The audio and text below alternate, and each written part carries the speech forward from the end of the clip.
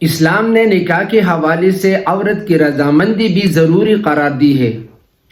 اگر لڑکی رضامند نہ ہو تو جبری طور پر، طاقت کے طور پر اس کا نکاح نہیں کیا جا سکتا۔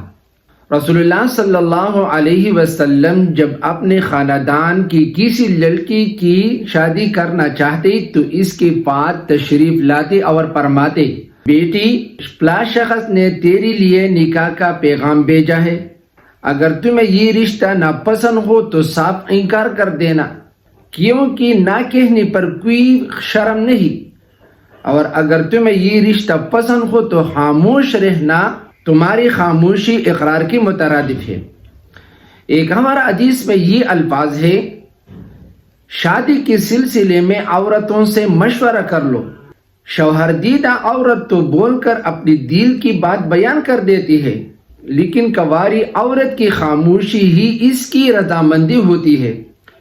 ایک اور حدیث میں یہ الفاظ ہے کہ عورتوں سے ان کی بیٹیوں کے بارے میں مشورہ کر لو، لہذا اگر لڑکی رضامند نہ ہو تو جبری طور پر، طاقت کے طور پر اس کا نکاح نہیں کیا جا سکتا۔